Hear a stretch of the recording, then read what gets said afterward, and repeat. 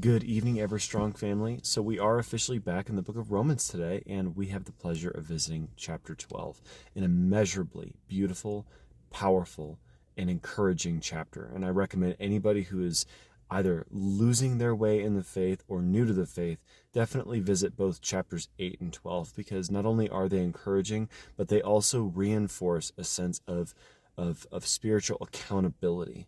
When we live in an ever-present spiritual warfare going on, it is always good to be reminded not only of God's goodness, but also of how we can better serve him by action, thoughts, and words.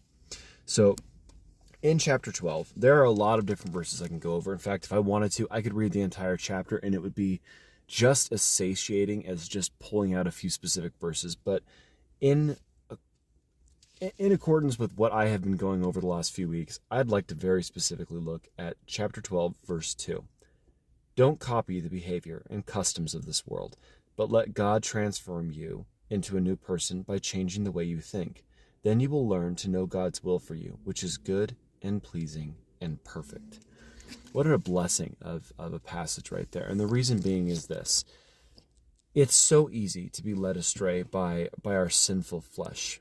And often is the case, as I've said before, when we're growing up, we just so desperately want to either fit in or blend in, or in some cases stand out, but with the world's approval. Now, as Christians, in the world's eyes, we don't stand out with their approval. We are the class clown, but specifically the one that everybody makes fun of.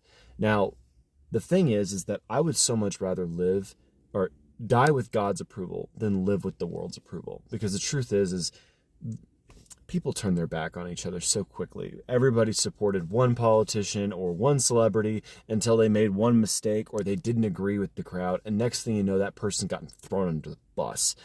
Meanwhile, God never changes. God is consistent. God is always there. He is always there for us. So we need to stop trying to please the world, which will always fail us, and seek to please our Heavenly Father, who will never fail us. Let me read that passage just one last time. Don't copy the behavior and customs of this world, but let God transform you into a new person by changing the way you think. Then you will learn to know God's will for you, which is good and pleasing and perfect. God has an enormously beautiful will for you. He's got an enormously beautiful path for you. He has purpose for you in this life. And all he asks is that you would choose him over anything else, that you would choose him because you love him, not because you're a slave to him, but because you want to serve him. And he will bless you with his presence. What an amazing passage.